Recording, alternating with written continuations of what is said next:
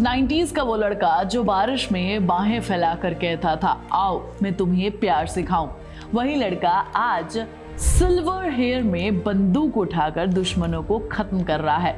मैं बात कर रही हूं शाहरुख खान की।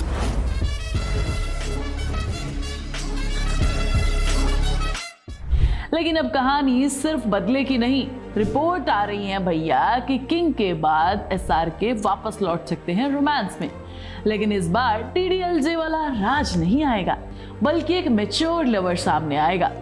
अब सवाल ये है कि क्या आज की ऑडियंस 60 साल के एसआरके को रोमांस करते हुए स्वीकार करेगी या फिर नहीं। ये एक बहुत बड़ा रिस्क है जो उनकी लेगेसी को हिला सकता है। और सबसे बड़ा सवाल, क्या बॉलीवुड में पहले भी कोई ऐसा ट्रांजिशन सफल रहा है? एसआरके का करियर हमेशा फेजेस में चला है। 90s में उन्होंने रोमांस को डिफाइन किया, दिलवाले दुल्हनिया ले जाएंगे और कुछ कुछ होता है जैसी फिल्मों के साथ आए, और फिर 2000 में उन्होंने अपने आप को रीइन्वेंट किया। स्वदेश, चक दे इंडिया जैसी फिल्मों में एक अलग ही डेप्थ दिखाई। 2010 में स्ट्रगल और फिर 2023 में मास कमबैक जवान पठान के साथ। लेकिन अब एसआरके खुद समझ चुके हैं कि एक्शन रोल्स फिजिकल डिमांडिंग होते हैं। किंग के दौरान इंजरी भी हुई है, ऐसे में उनका रोमांस की तरफ लौटना सिर्फ एक नॉस्टैल्जिया मूवमेंट नहीं है, बल्कि एक प्रैक्टिकल डिसीजन भी है। फर्क सिर्फ इतना है कि इस बार वो कॉलेज बॉय बनकर नहीं आ रहे हैं। उन्होंने एक ऐसा कैरेक्टर निभाने का सोचा है जिसमें उम्र का अनुभव हो, दर्द हो और इमोशनल डेप्थ भी हो। अब अगर हम हिस्ट्री को देखें तो एसआरके अकेले नहीं है जो इस तरह का रिस्क ले रहे हैं। सबसे बड़ा एग्जाम्पल है हमारे पास अमिताभ बच्चन। एक समय था जब वो एंग्री यंग मैन थे, लेकिन 50 के बाद उन्होंने खुद को पूरे तरीके से बदल दिया। मोहब्बतें में एक सख्त लेकिन अंदर से टूटा हुआ प्रिंसिपल, ब्लैक में कॉम्प्लेक्स टीचर और पीकू में एक एजिंग फादर। उन्होंने रोमांस को छोड़ा नहीं, बल्कि उसे मैच्योर रिलेशनशिप में बदल दिया और ऑडियंस ने उसे पूरे तरीके से एक्सेप्ट भी किया। इसी तरह रजनीकांत ने भी अपने स्टारडम को बचाए रखा, लेकिन अपने रोल्स को एज के हिसाब से बदला। काबिल और जेलर जैसी फिल्मों में उनका रोमांस स्टेबल हो गया है, लेकिन उनका प्रेजेंस और करिश्मा उतना ही पावरफुल रहा।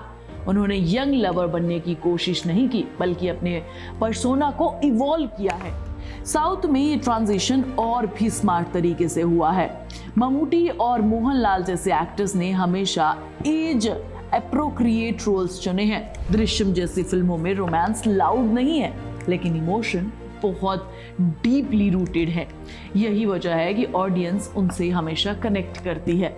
लेकिन हर ट्रांजिशन सफल नहीं होता। आमिर खान का करियर इसका एग्जाम्पल है। उन्होंने हमेशा एज एप्रोप्रिएट रोल चुने हैं, उसकी कोशिश भी की है, लेकिन जब डिस्कनेक्ट हुआ जैसे कि लाल सिंह चड्ढा, तो ऑडियंस ने उसे रिजेक्ट भी कर दिया। इसका मतलब साफ है, ये आज की ऑडियंस ऑनेस्टी चाहती है, नॉस्टैल्जिया नहीं। अब एसआरके के सामने बड़ा चैलेंज है। उन्होंने खुद की इमेज एसआरके मतलब रोमांस किंग, लेकिन प्रॉब्लम यही है कि अब लोग उन्हें राज के रूप में देखना चाहते हैं। अगर वो पुराना चार्म रिपीट करते हैं तो वो क्रिंज लग सकता है, और अगर वो पूरे तरीके से बदल देते हैं तो वो रिस्की लग सकता है। और दूसरी सबसे बड़ी चुनौती है ऑडियंस का इवैल्यूएशन। आज की जनरेशन ने रोमांस को रीडिफाइन कर दिया है। अब लोगों को रियल रिलेशनशिप चाहिए, फ्लॉडिड कैरेक्टर्स चाहिए, स्लो इमोशन चाहिए। पलट पलट पलट वाला रोमांस अब काम नहीं करेगा। तीसरी और सबसे इंपॉर्टेंट चीज, राइटिंग। अगर स्क्रिप्ट वीक हुई तो एसआरके भी उसे नहीं बचा पाएंगे। स्ट्रॉन्ग राइटिंग होगी तो ऑडियंस एक्सेप्ट करेगी, नहीं तो वही चीज मीम मटेरियल बनकर रह जाएगी। तो क्या एसआरके को एक्सेप्ट किया जाएगा? जवाब है हाँ, लेकिन कुछ कंडीशंस के साथ। उन्हें अपनी एज को एक्सेप्ट करना होगा, उसे छुपाने की कोशिश नहीं करनी होगी, रोमांस को रियलिस्टिक रखना होगा, और सबसे जरूरी और एक स्ट्रॉन्ग इमोशनल कहानी चुननी होगी। अगर ये तीनों चीजें सही हो जाती हैं तो एसआरके सिर्फ कमबैक नहीं करेंगे, बल्कि एक नया जॉनर डिफाइन कर देंगे, मैच्योर रोमांस। इस वक्त एसआरके एक ऐसी जगह पर खड़े हैं जहां रास्ता है एक्शन का, जो सेफ है, मासी है, प्रिडिक्टेबल है, और दूसरा रास्ता है मैच्योर रोमांस का, जो रिस्की है, लेकिन अगर सही हुआ तो उनकी लेगेसी को एक नया रास्ता मिल जाएगा। और अगर एसआरके ने ये भारी जीत ली तो शायद फिर से वही डायलॉग सुने जाएंगे, कि प्यार दोस्ती है, लेकिन इस बार जिंदगी के दूसरे पड़ाव में कुछ नए मायनों के साथ।